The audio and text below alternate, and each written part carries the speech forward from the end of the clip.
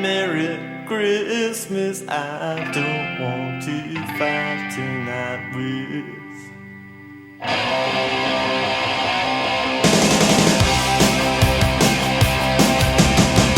Merry Christmas, I don't want to fight tonight.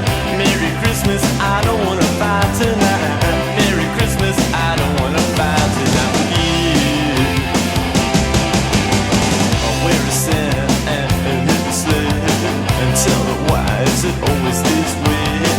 Where is Rudolph? Where is Blitzen, baby? Merry Christmas, Merry, Merry, Merry Christmas.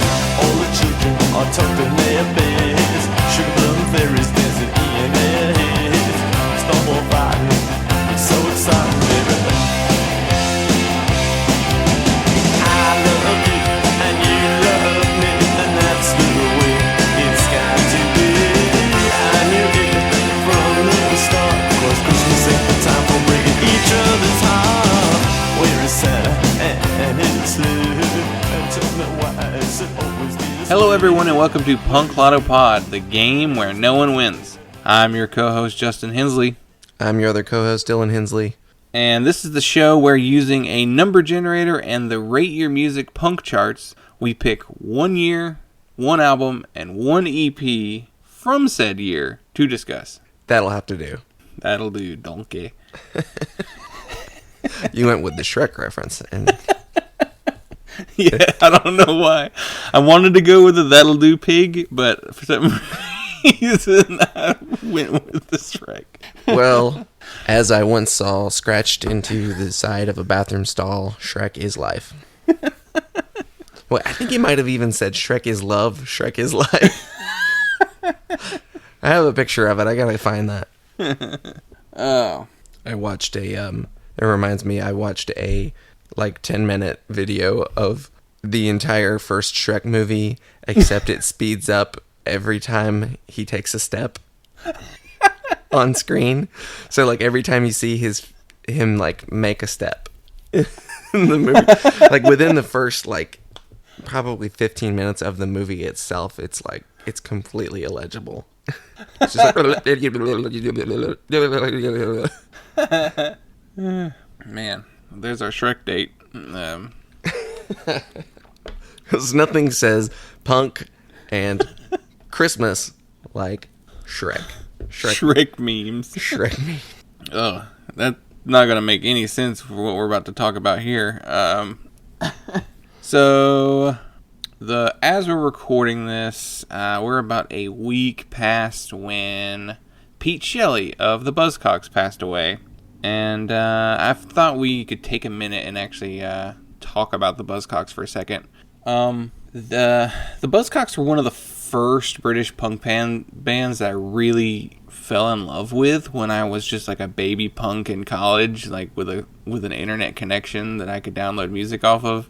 Yeah. They're one of the first bands that they were one of the first British bands that I genuinely liked. Didn't feel obligated to listen to.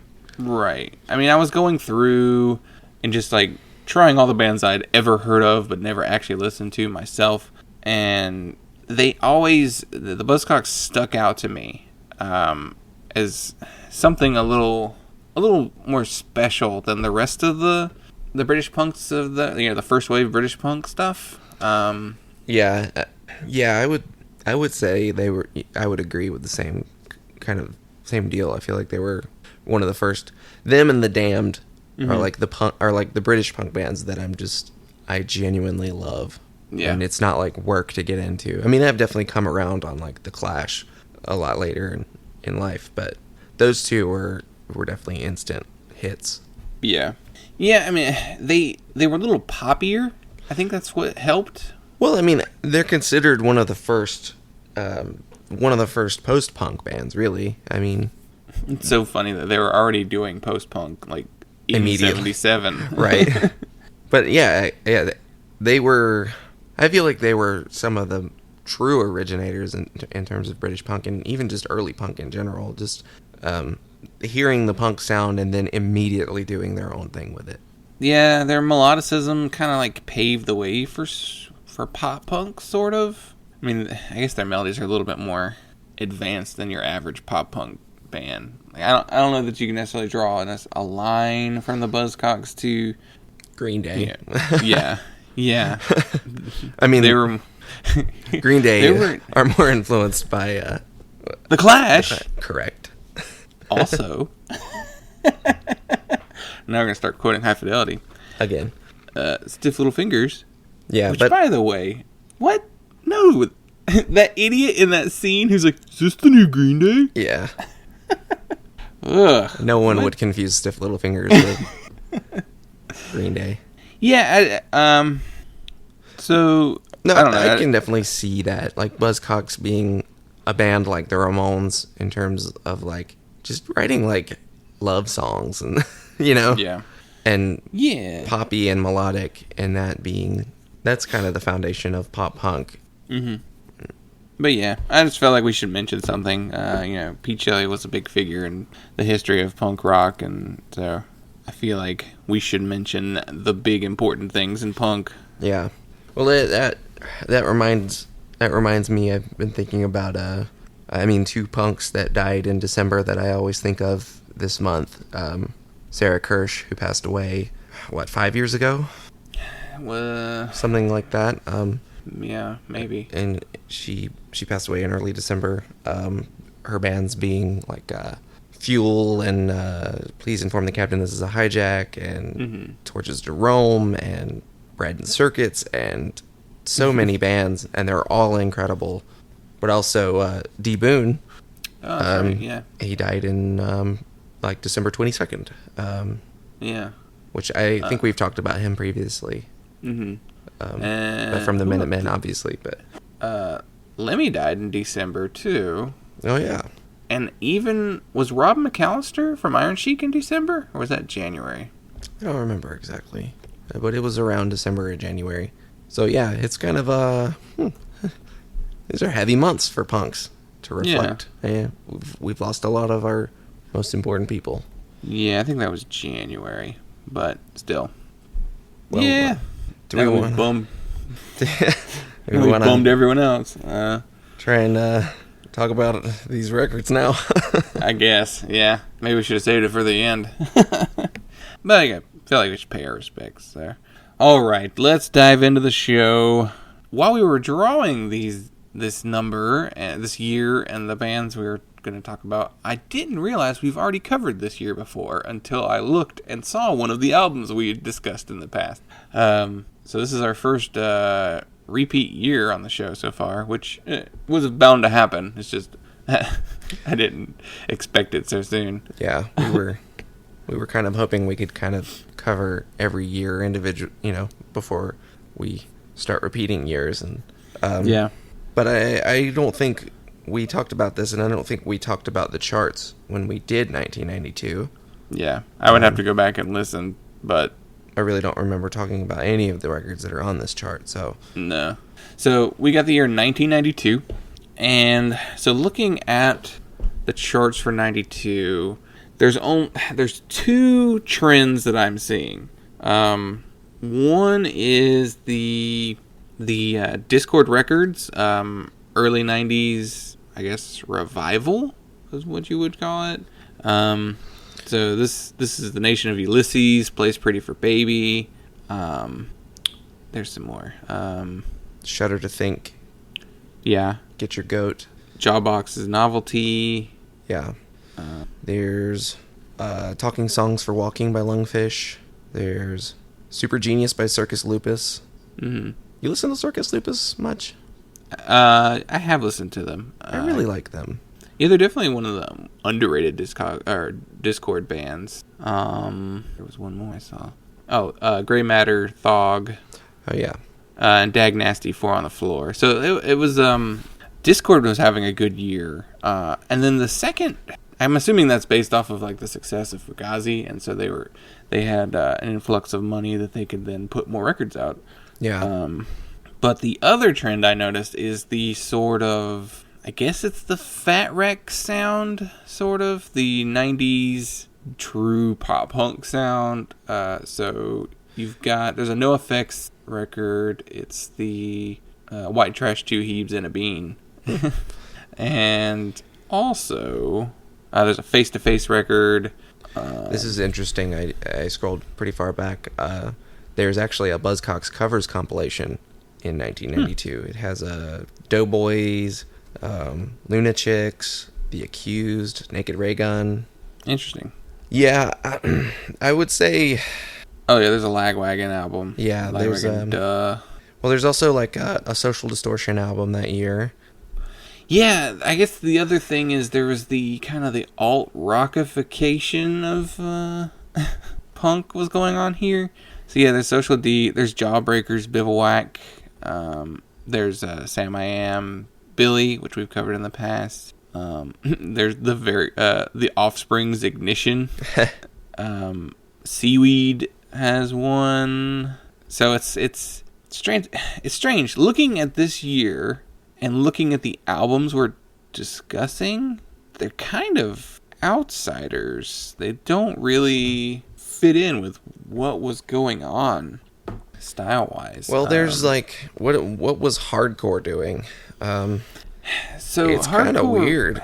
Hardcore is strange at this point. It's well, Discord. I mean, a lot of the post-hardcore stuff. Yeah, there's a lot of grind. And there's a lot of Brutal Truth and Assuck and... Yeah, Napalm Death, Painkiller, Capitalist Casualties. But there's also... There's End of Silence by Rollins Band? Yeah. Just like proto-nu metal? Yeah. There's Starkweather's Crossbearer. So that's like a weird blending of metal hardcore early on. There's that Body Count record. Yeah. There's an Iceburn record. Right. Iceburn. Propane. There's your groove metal. They're Sick of It All. Just look around. Yeah, it's strange. Yeah, there's not really any really straightforward hardcore. Yeah, that's not just New York hardcore. There's Cro-Mags and Agnostic Front and Sick of It All. And then, God. I mean, you could kind of consider Avail a melodic hardcore band at that point.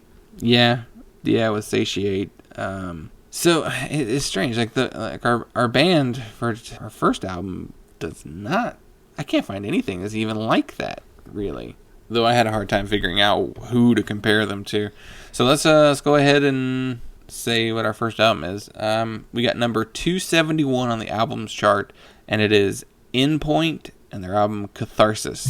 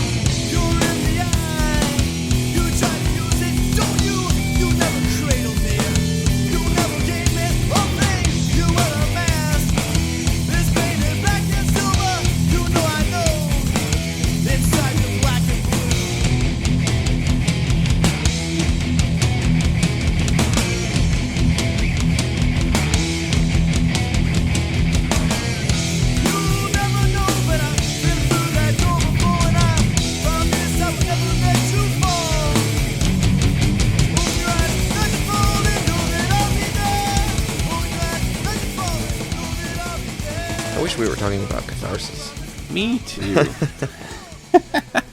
Endpoint is a Louisville, Kentucky band. 2 weeks in a row with Louisville bands. That's pretty funny.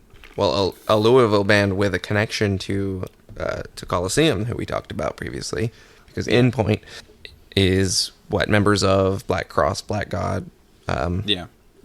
So the personnel on this album, it's Rob Pennington from By the Grace of God, and Black Cross on vocals, Duncan Barlow of By the Grace of God, and Chad Castetter on guitars, and then Kyle Nodelmeyer on bass, and Lee Fetzer on drums. So it's essentially By the Grace of God, and it was produced by Mike Bukayu, who I could not find really much else that this guy had done.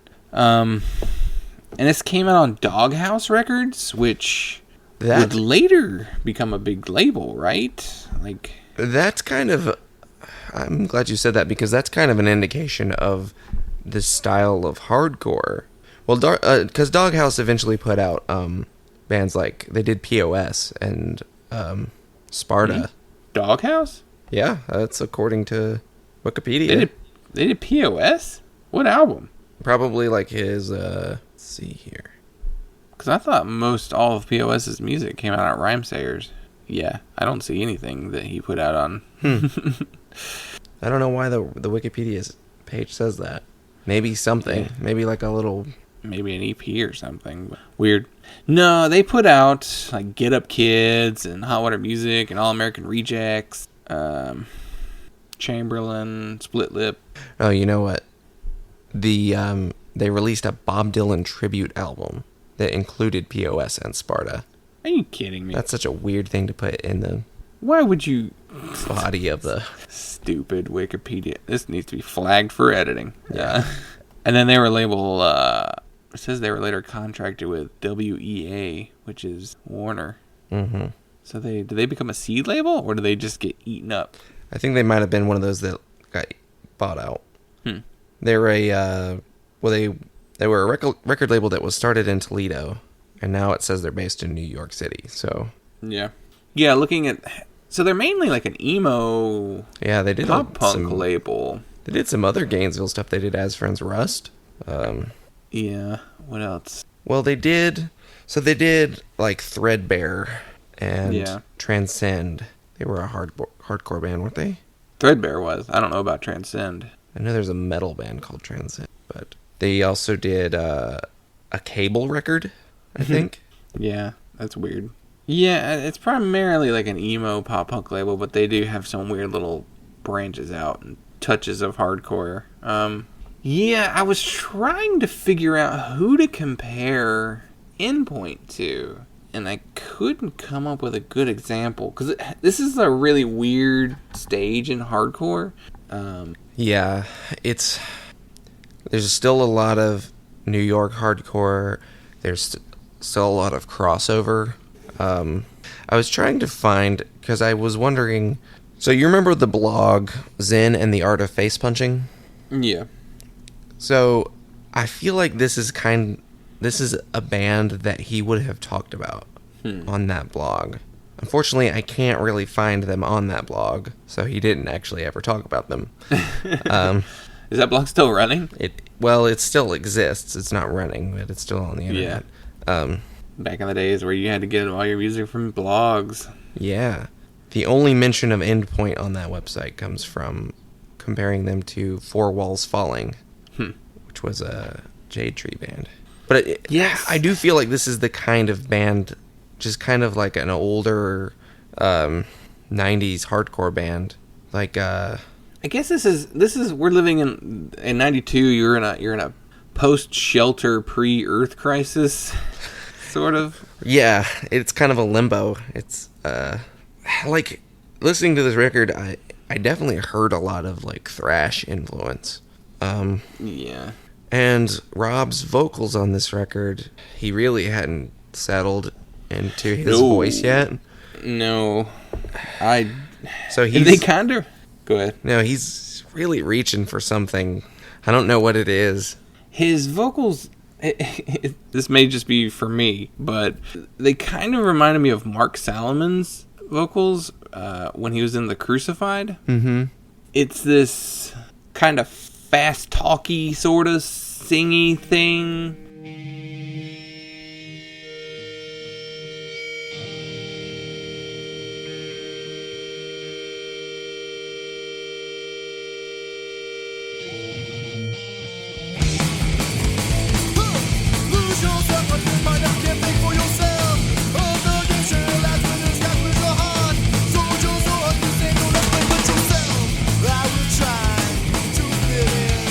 I will lie to fit in.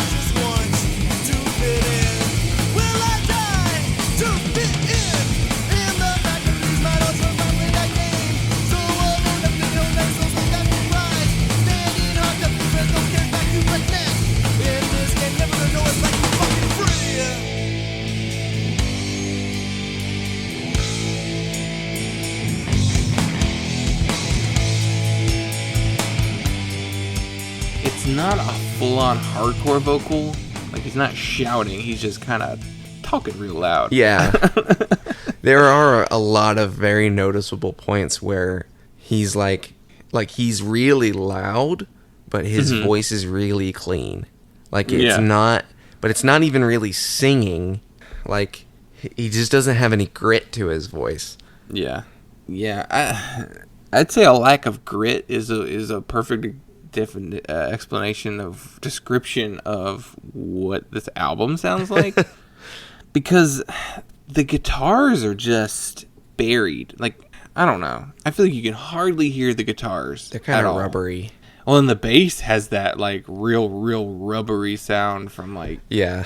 The bass was one of those things I wanted to talk about on this record because it's a bass player who's sounds like maybe they're a guitarist primarily, and so they really want to, like, shred the bass. And this record really has, like, everyone in the band is a capable musician. Like, I don't want to shit talk them because I feel like what they're playing and what they're writing is, like, technically difficult, especially for hardcore. But as a band, they're totally not together at all. Yeah.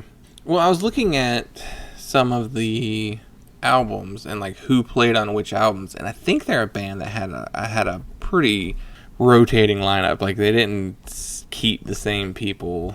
Let me look them up real quick. Yeah, so... Well, no, same guitarist on their first album, Chad Castetter and Duncan Barlow. The bass player is the only different member at this point. Jason Graff plays bass. Yeah, I don't know if it was just an issue with who they recorded with or what.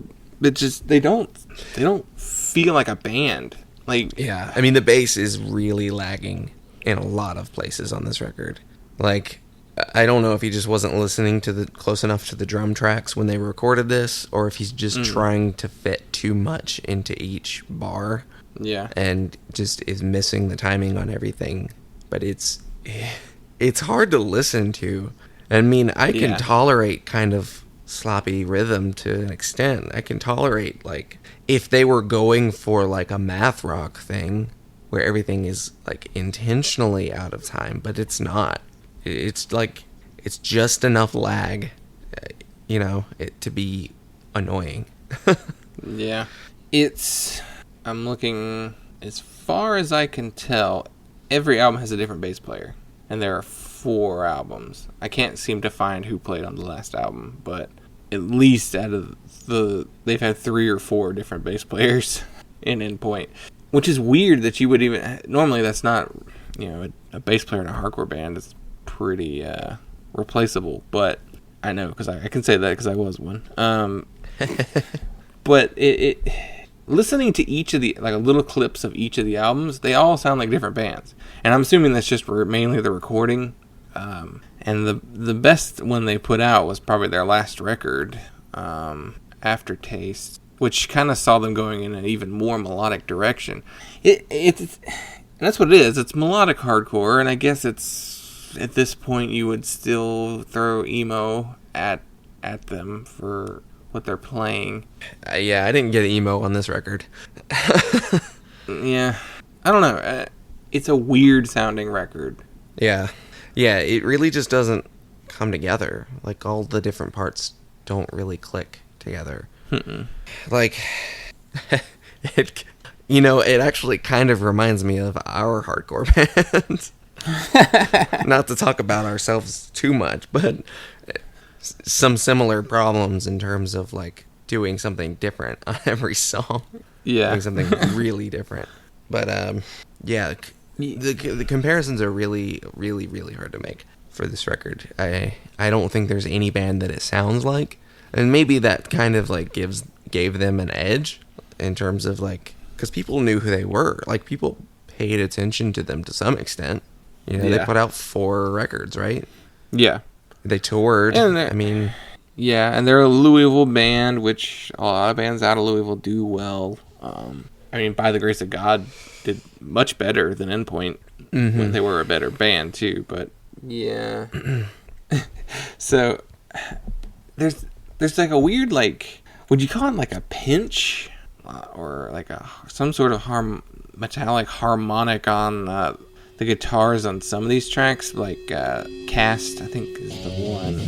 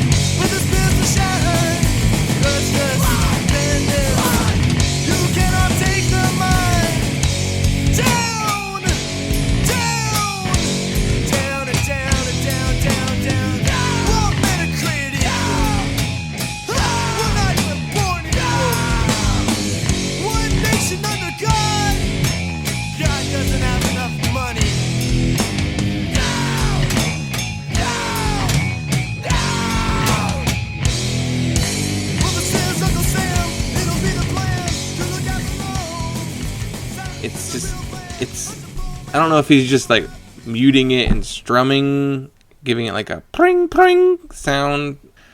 I'm trying to remember exactly. I did notice some pinch harmonics in there, and it's like a dun ding ding dun ding ding. Yeah. Sort of. I don't know if is it a pinch? Is that just a weird muting technique? I think it's I don't know. I think he's either like actually hitting a harmonic, like putting your finger over one of those places on the fret on the neck where you can make a natural harmonic, where you don't actually hold the string down, but you put your finger on it and then you hit it and it goes and it makes that harmonic sound instead of the pinch, because the pinch harmonic is the artificial harmonic sound where you hit the string with your thumb like immediately after the pick. Yeah. Yeah, he's probably just playing harmonics, not necessarily a pinch, but I don't know. I kept wanting the guitars to be bigger, like, and to do something, because I feel like you could barely hear them. They were just there. Well, and there's 2 guitars on the record. Right, and it should be way louder. It just feels like everything's getting choked out. Like, he'll hit the note, and then it just immediately dies. It doesn't ring out at all. So, what did you think of the acoustic song?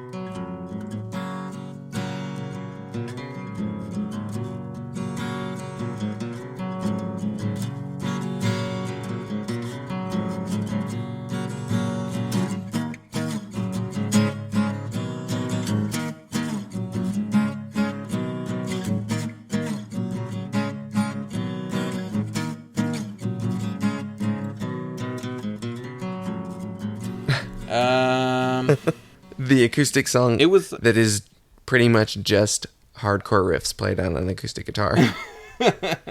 Was the whole song acoustic? Yeah. I can't remember. Yeah. It was like, it's one of those Untitled songs if you look at it on certain versions of the release. Yeah. It was someone's riff ideas that didn't get turned into a song. So they played them on the acoustic guitar and stuck it in there as an interlude. That is a very 90s thing, though. Like, the little acoustic guitar. It was mainly featured a lot on intros. Yeah. But I feel like there were a ton of albums that had, like, either an acoustic song on a hardcore album or more than one song in the intros with an acoustic intro. It's like, why are you doing this? Because you don't do them live. None of those bands ever played an acoustic guitar as part of their show. I really want to figure out who that is. Like, who started that thing of just putting acoustic interludes and intros on your hardcore record? Yeah. I want to be able to pin it to a specific band, but I just can't think of who it would be. The earliest one I can think of is Zayo, but I know it had to come before that. Yeah, I mean, they had to get that idea from somewhere else. Yeah, because they were... Original Zayo is super derivative. They're mainly derivative of Earth Crisis. So did Earth Crisis ever do that? Yeah, I think so. I want to say Indecision did it some. Yeah. Did Unbroken do it? I don't know. Because Unbroken is one of the ones Endpoint gets compared to. I'm going to have to do a little hardcore investigating right here. Let's see. Hardcore band. I've already tried to find it. Acoustic intros. Yeah, that's not going to be remotely helpful. Yeah, I don't know. That's funny. That is a thing that happened primarily in the 90s. Yeah. If anyone has any input, please Mm-hmm. please email us, message us, or whatever. Tell us, where does that come from? Is that an emo thing? Is it like they're showing their sensitive side? Well, it's usually like a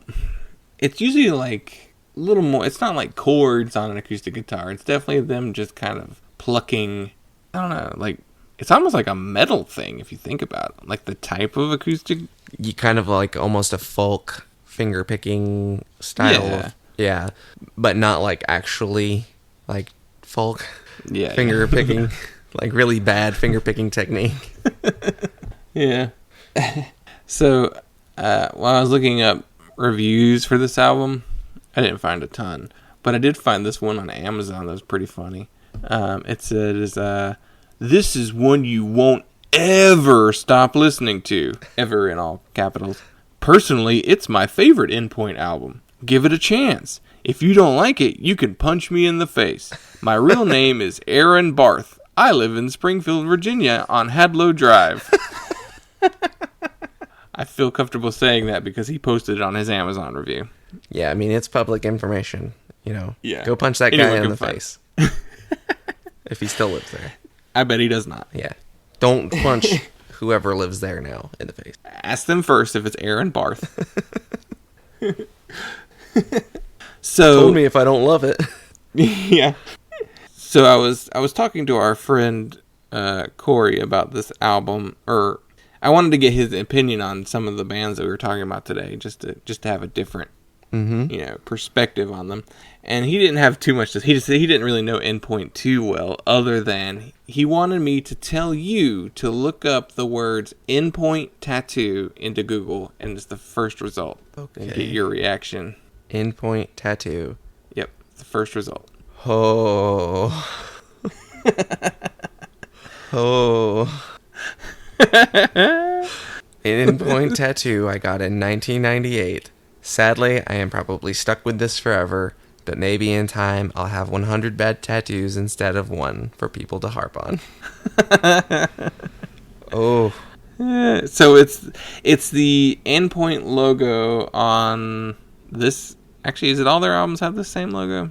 I think so. Yeah. Anyway, it's big block letters, and we'll put it on the Instagram and the Twitter. Should we email her first? Well, apparently this person. So the reason why the topic came up is, let me just read you the text he sent, because it has to do with message board antics from like the 2000s. So let me find what he says. She has a superb Hello Kitty collection. Just looking at her Flickr account. Okay, so this is what he says to me. He says, "I've never heard of Endpoint, but I've been reading / occasionally posting on the VLV board for over a decade now. The board itself has got to be almost 20 years old. There was a good period of the board about a decade ago where there was a poster named Tisa. There were so many ridiculous stories about Tisa, and by everyone's account, she was a horrible person. But one of the best things about her was that she had a massive Endpoint tattoo. There was a lot of photoshopping of that tattoo, and I so badly want to see that photoshopping." Oh, man. Yeah, she was just supposedly this like real awful person on the boards that people hated. Which it just reminded me of the old days of band message boards or music message boards, and how weird and insular but funny those boards could be. Yeah, the very specific running jokes. We spent a lot of time on the Demon Hunter message boards as nascent punks and metalheads. Yeah.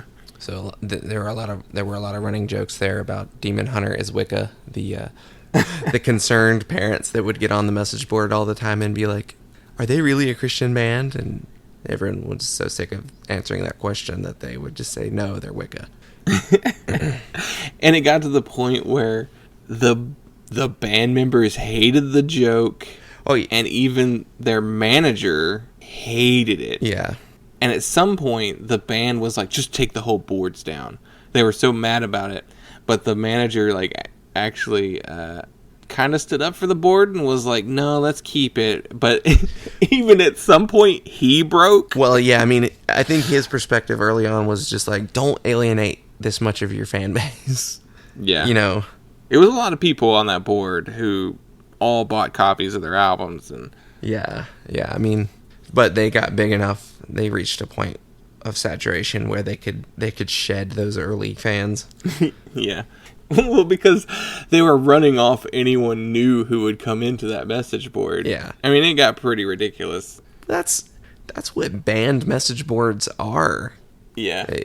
They're always all music message boards, all message boards in general. I mean, they're just like internet dickheads who don't even like the band or the music that they're on a message board for anymore, and they're just there because they like making jokes with their internet friends. Like, yeah, I feel like it's a lost medium, I guess, because the closest thing you have now are like Facebook groups.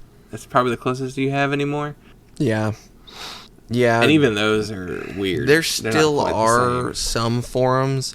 I feel like message boards are more popular now for like car enthusiasts, and like there are some like music gear forums, like like a bass players forum or something like that usually come up. If you look up any like new guitar gear, you're gonna find a thread about it on one of those forums. So those people are still using message boards. Yeah, it's funny. The only other thing I can really compare it to now are like those Facebook groups. Usually the more private ones where you have to like request to join. Mm-hmm. Like I'm part of the We Watch Wrestling podcast Facebook group. Is great. That one reminded me exactly of like an old message board. Like everybody in there knows each other, and there are in jokes in there, and you're all kind of tied together. And then there's always like somebody comes in, starts a bunch of drama, then everybody gets riled up, and then somebody gets kicked out because they, it's like this is classic message board. You're banned. Stuff. Yeah, it's like that. And there's those people that try and come back. They reset their under IP different names. and they create a new account, and they're like, we figured out who it is. He's banned again. The power of message board moderators. Yeah. Well, we've been going a while on Endpoint, actually. Well, what would you give this sort album? of on Endpoint. Yeah, we meandered. Yeah, I don't know. Like, I had a hard time getting into it. Yeah. Like, I was listening to it yesterday on the way to work, and then I finished it on the way back home. And like, I pulled up to work a few minutes early, and I was just sitting in the parking lot, and I just turned it off. Like, I was just like, you know what? I'm not in the mood for this. I'm going to sit in silence for the next 5 minutes before I go into work, rather than try to get into this. I definitely enjoyed it more on the way home, so maybe the last half is better. But it's not morning music. well, this was afternoon. Oh. I mean, well, like 11:30 in the morning. Yeah. I mean, to be honest, I can't listen to much music early in the morning anyway. There's very, very little I can handle listening to. It's funny because when I get to work and I'm walking through the parking lot, there's always those people in their cars who are like blasting music. Yeah. And I go into work at 6 a.m. So there's people in the parking lot at 5:30. Yeah. Blazing hip hop. I'm like, what are you doing? Or then like AC/DC is like blaring out of a car, and it's like, oh my god, what are you? I'm barely awake right now. What are you doing? Some people wake up. I feel like it makes me more tired. But yeah, like when I have early mornings, like I have to get to work by like whenever I open, I'm at work by 5:45, and I do not listen to anything. I don't even listen to the radio. I am just driving in silence as fast as I can, trying to wake up and drinking coffee. And yeah, you'll pull up to the light, at some intersection, and someone will be at it'll be 6 o'clock in the morning, and someone's just blasting music, and I'm like, how? do you just wake up and like snort a line of coke and then drive to work and just like blast music. I don't get it. Yeah. Yeah, the only thing I can listen to in the morning are podcasts or like talk radio or something like that, like NPR shit. Like, I can't listen to music. I just don't want to hear it. I have to be eased in to, I don't know, consciousness, I guess. But yeah, I would 2.5. Is that too harsh? Yeah, it's really weird. Like, I didn't enjoy listening to it, but I really don't want to rate it too poorly because, like, I still respect them. They're notable. I like other bands that their members were in. Yeah. Yeah, I definitely prefer Rob Pennington's post Endpoint career. But yeah, 2.75, maybe 3. Yeah. But even still, I feel like 3 implies a base level of enjoyment that Yeah. I didn't have. Yeah. No, I didn't either. Yeah. We need to take more stances. Let's just say it. It's not very good. No. Yeah, it's not very good. We can't be wishy-washy on our answer. There's a hint of what they could be. Mm-hmm. There's promise, but the guitars aren't loud enough. It's just poorly recorded in general, and not just like they use cheap mics, but like the actual like timing of all the band members in terms of how it was recorded is bad. Yeah. They're just not together. The vocals never hit as hard as they should. Well, do we want to move on? Yeah, let's move on to something worse. All right, so for our EP today, we got number 86 on the list, and it is Refused, and their self-titled EP, Refused.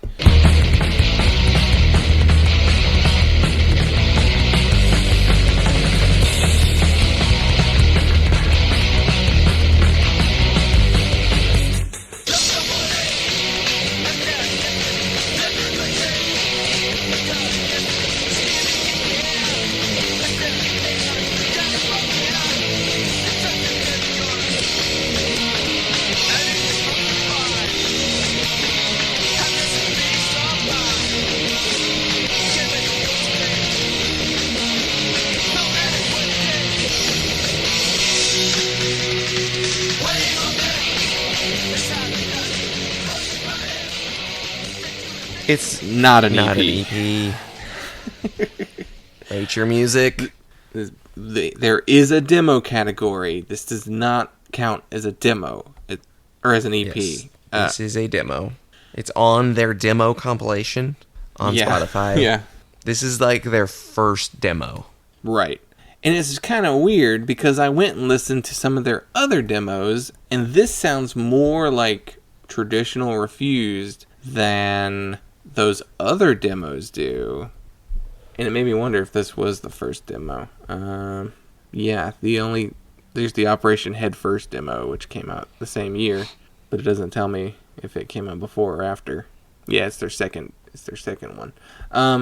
So Refused are a bad band, right? Who have 2 good albums? It depends on how much you like Shape of Punk to Come. Yeah. Because honestly, I think I really only like Songs to Fan the Flames of Discontent. So you don't like the show Punk to Come at all? I like parts of it. Yeah. I am not impressed with it overall, the way everyone is. Yeah. Yeah.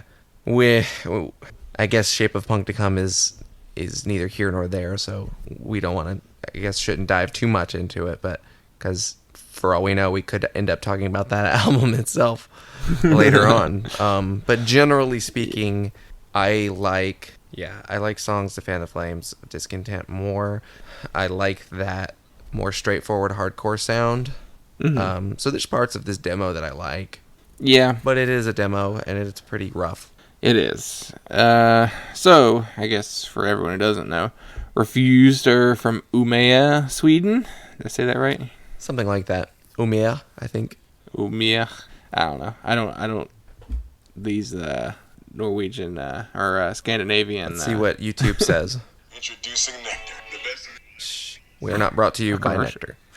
The following pronunciation is brought to you by pronouncenames.com. What are you? Umel. Umel? Yeah, that sounds about right. Omel. Mel.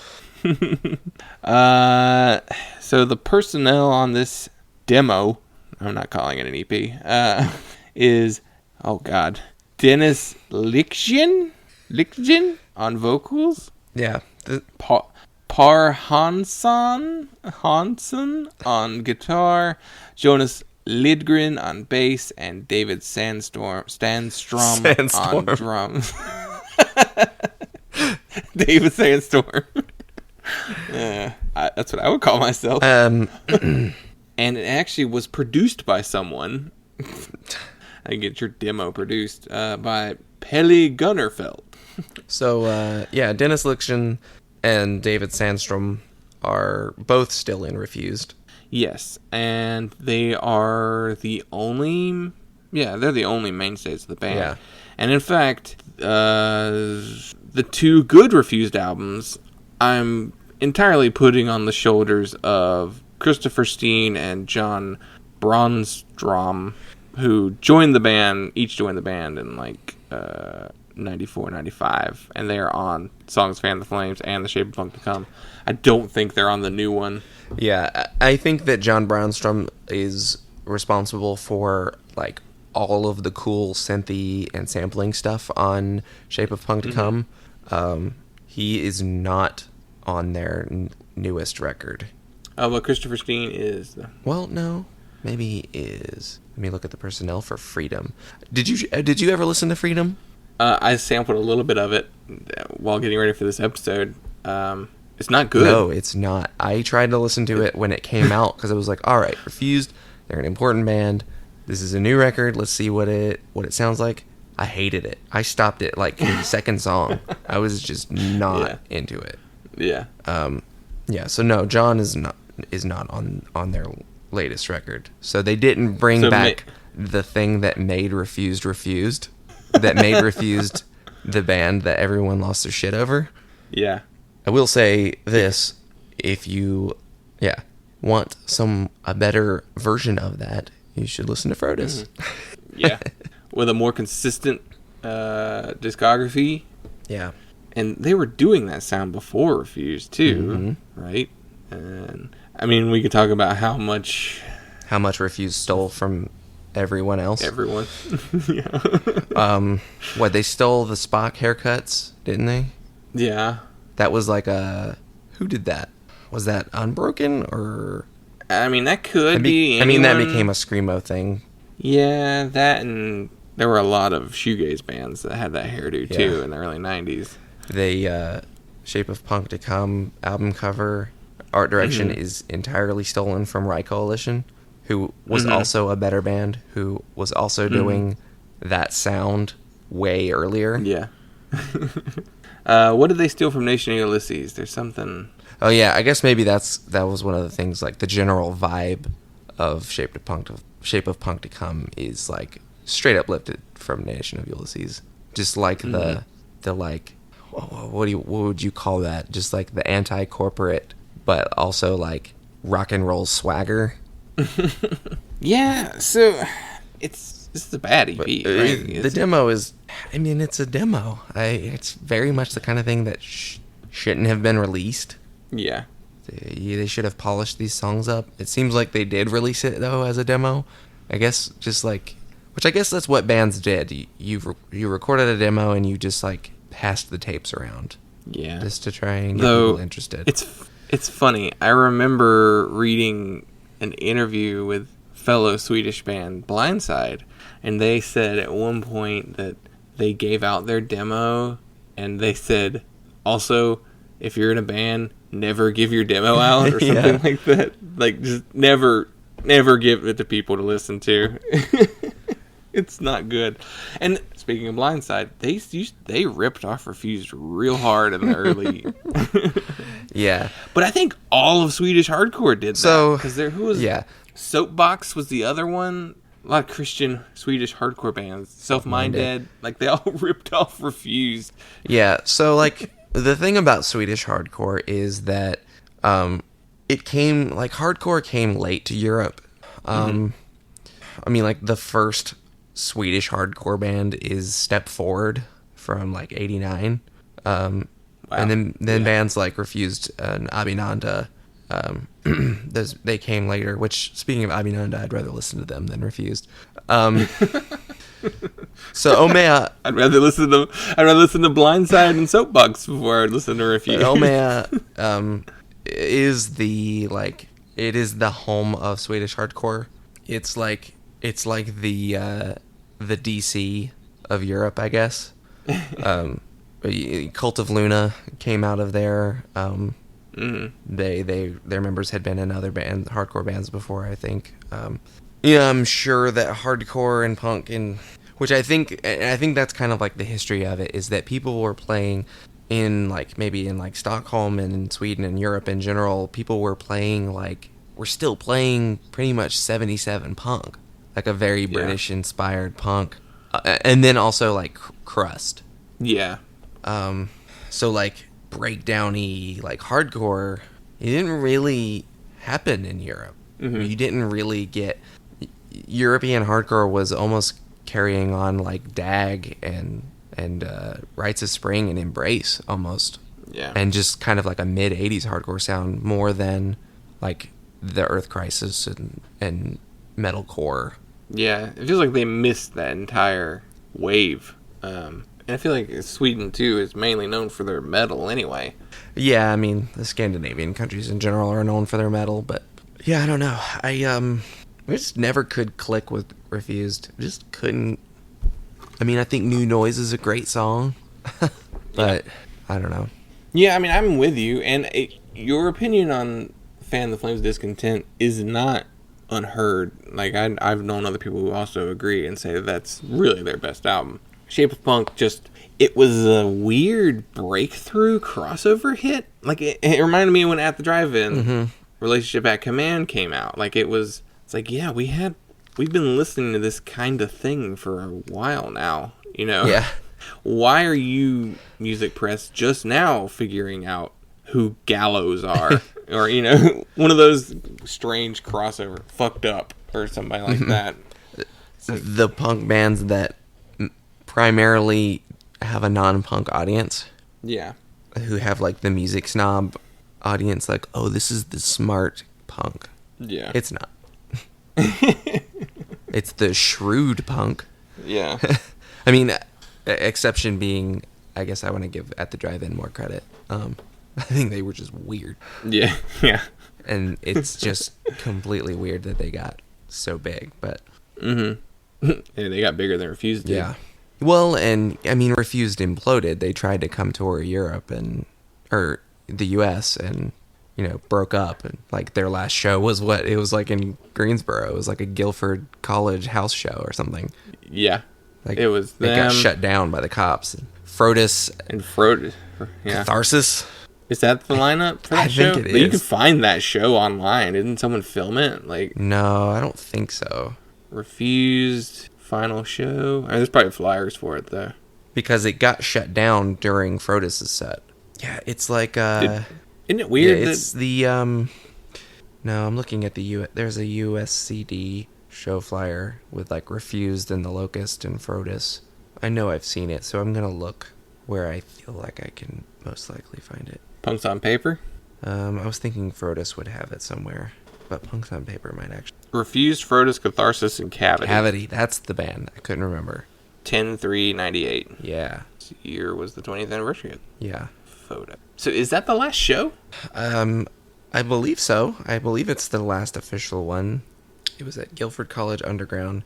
It's got that Superman with the what is that? It's like a Superman comic book cover when he's got the messed up face, the monster face. I don't know what. Apparently Virginia was the last one. Okay. Harrisonburg, Virginia. They played 4 songs and it was shut down by the cops. That's the one I'm thinking of. Okay. Yeah, and that was it. They broke up on their plane flight back. Well, they had from what I had heard, they had pretty much decided they were going to break up after they got in a car accident. They had wrecked their van. Not even a major wreck, but just like a fender bender or rear end or something like that. Yeah. In Atlanta or something like that.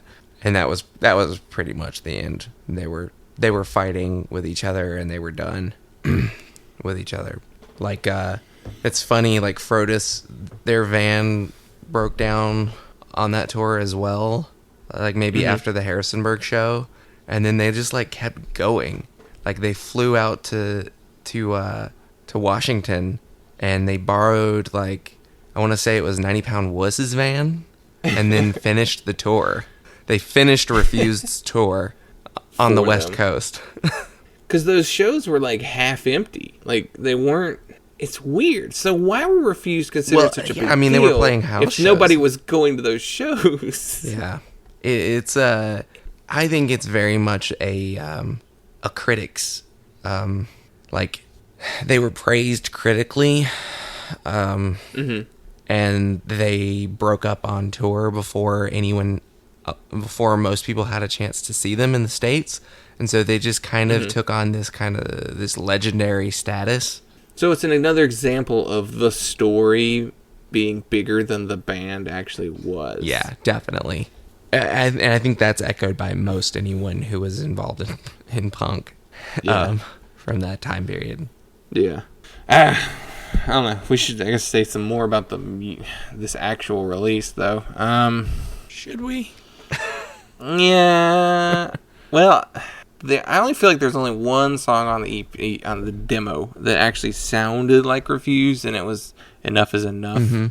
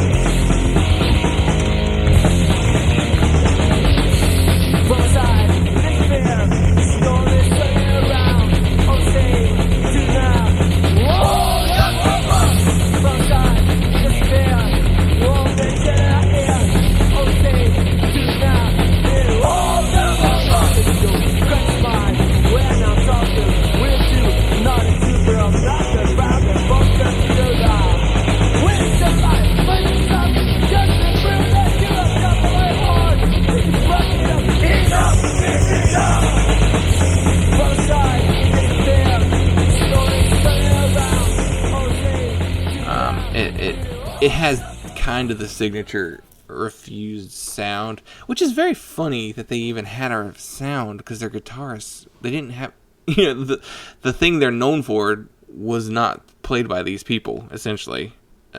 Par Hansen's guitar playing is not what made Refused. It was the other two guys who joined later. So it's funny that they even had a song that sounded kind of like Refused at this point.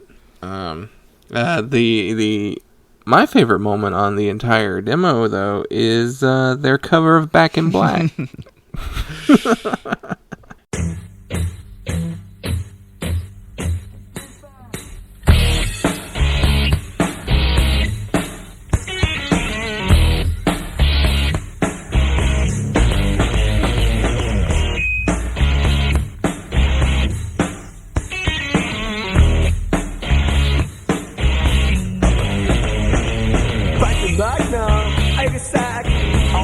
But I'm glad to be back. That let loose from the news that keep me heading about something was weak is getting me high. I got a itch and I never die. Got 9 lives, cat eyes, gonna walk my way, but it's pushing like I'm back. Yes, I'm back. Yes, I'm back. Yes, I'm back.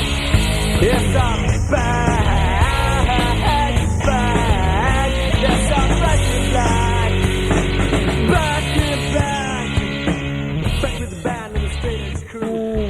It's bad. AC/DC are bad now when you have a hardcore band covering AC/DC. Do you consider AC/DC bad? I do. I don't I consider them enjoy AC/DC, but I can appreciate Malcolm Young's guitar playing. Yeah, I mean, they're talented musicians, but it doesn't mean that they're good songwriters. Every AC/DC song sounds the same. Yeah.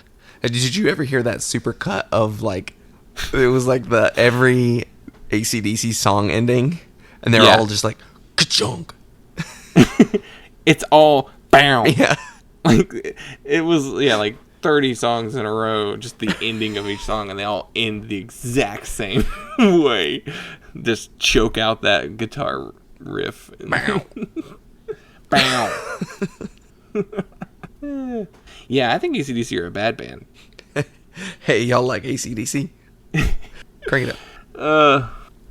Yeah, well, What? a bad band is there to covering say a bad about- band. That's what that is, Yeah. I guess. Yeah, I don't know. It's fucking not good. It's not anything that we should have listened to. It's a No. demo. It's not a good demo. No, this is another. This goes up there with the genocide demo as far as like, why did we listen to this? Yeah, I don't know. It was a good What would you? opportunity to shit on Refused, though. Yeah, our hot takes. So, what would you give this turd? 2. A 2? Yeah.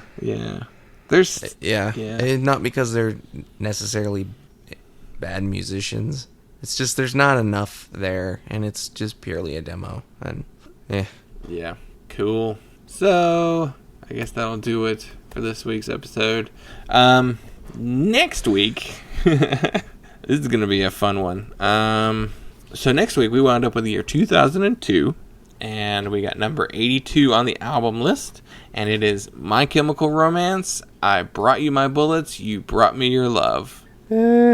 And our EP for next week will be number 5 on the EP charts, and it is Death From Above 1979, and their EP Heads Up.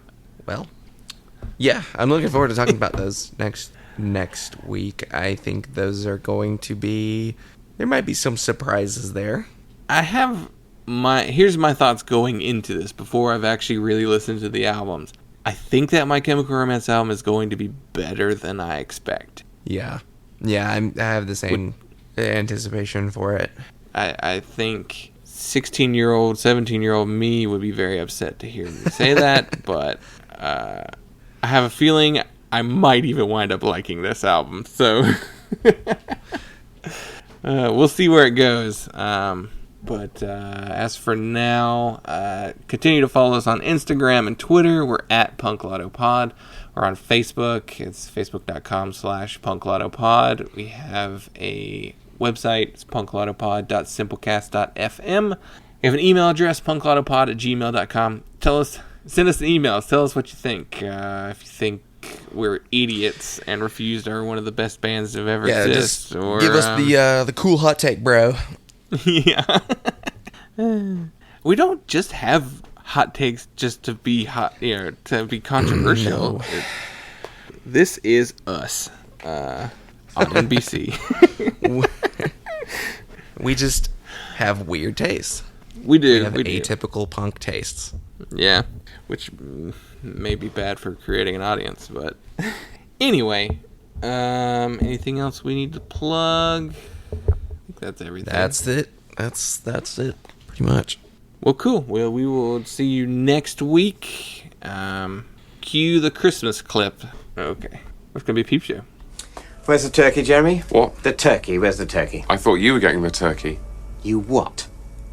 No turkey? You fucking idiot, Jeremy! You total fucking idiot! That was your job, you fucking moron! You cretin! You're a fuckhead! That's what you are! A fucking shithead! It was a joke, Mark. I was joking.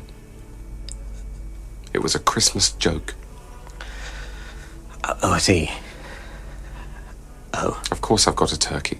It's an organic turkey. I took ages researching it online. It's going to be delicious. That looks like a lovely turkey. I'm sorry, I flew off the handle a bit. That wasn't very Christmassy. No, it wasn't.